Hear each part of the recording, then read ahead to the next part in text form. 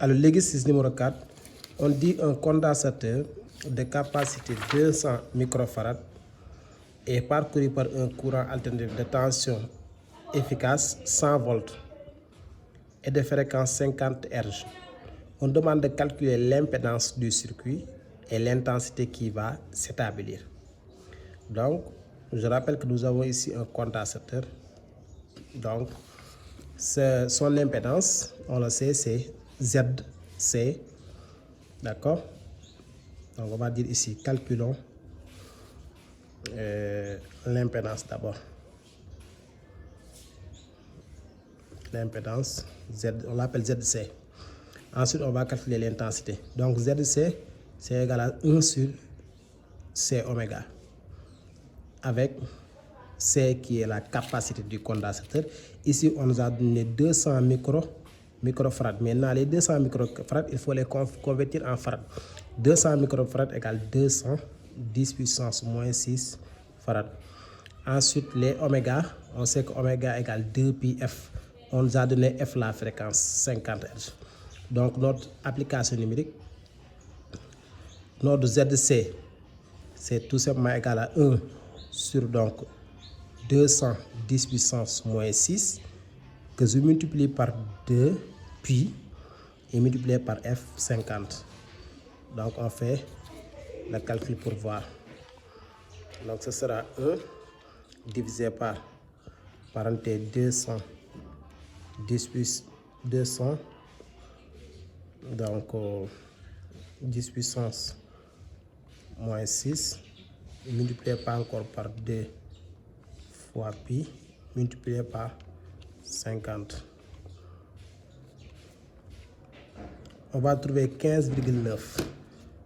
Donc c'est 15,9 ohms. D'accord?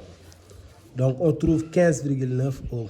C'est ça l'impédance. Maintenant, la deuxième question, c'est l'intensité.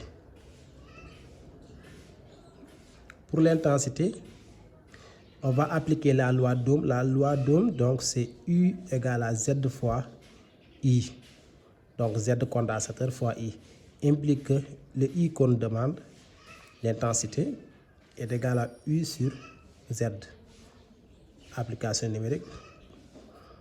On a donné U.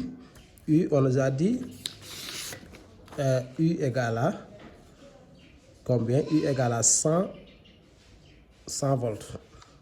Donc c'est 100 sur les Z qu'on vient de trouver, 15,9. Donc on aura 100 que je divise par 15,9. On trouve donc 6,3 ampères. Donc c'est ça l'intensité donc du circuit.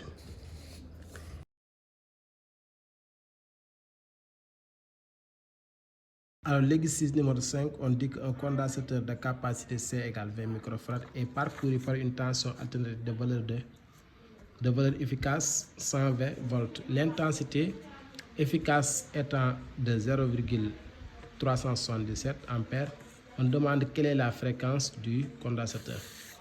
Alors, pour ce faire, on demande la fréquence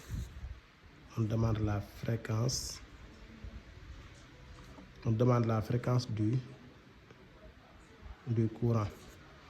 Alors, on nous a donné la capacité C égale 20 microfarads, on nous a donné la tension 120 volts et l'intensité 0,377 ampères. Alors, on sait que oméga égale 2 pi F, implique que le F qu'on nous demande est égal à oméga sur 2 pi. Alors, on va chercher oméga. On sait que pour l'impédance Z, pour un condensateur, c'est 1 sur C oméga, implique que le oméga est égal à donc 1 sur Z fois le condensateur, la capacité du condensateur. Donc, on peut dire que F est égal à quoi? F est égal à donc 1 sur 2 pi fois Z fois C. on a C, mais on n'a pas Z. Or, Z aussi est égal à U sur I, d'après la loi d'Ohm. Donc, on peut remplacer, on peut dire que F est égal à quoi? F est égal à, F est égal à finalement I sur 2pi fois U fois C. Voilà là l'expression littérale de F. Alors, on fait l'application numérique. On a F égale à I. I, on nous a donné ça, c'est 0,377. 2pi fois U, c'est la tension du condensateur, c'est 20. C'est 120 multiplié par la capacité, c'est 20 microfarads. Alors 20 microfarads, c'est 20 10 puissance moins 6. Parce que 1 microfarad est égal à 10 puissance moins 6 farad. Donc finalement, F est égal à quoi? On va faire l'application numérique. Pour voir, on va 0,377 que l'on divise par parenthèse 2pi fois 120 la tension fois 20 10 puissance moins 6. Donc nous allons trouver quoi? 25 Hz. Donc c'est ça la question qui a été demandée. D'accord? Voilà, voici l'exercice 5. Alors l'exercice 6, on dit que dans l'exercice numéro 6, on dit quelle est l'impédance d'une bobine R égale 8 ohm, d'inductance L égale 0,08 Henry, placée sous 220 volts qui est la tension et sous 50 Hz qui est la fréquence. Donc pour une bobine de résistance R et d'inductance L, nous avons sa capacité qu'on appelle peut-être Z, L ou bien Z tout court est égal tout simplement à donc R au carré plus L oméga le tout au carré et on met la racine. C'est ça l'expression donc de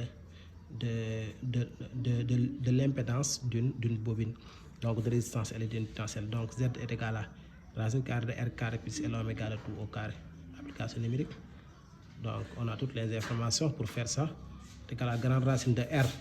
On a donné ces 8 ohms, donc 8 au carré plus LC 0,08.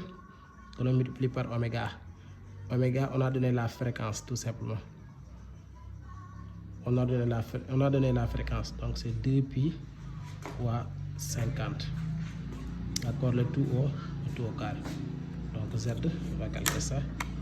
Donc c'est 8 au carré plus parenthèse 8 au carré plus parenthèse 0,08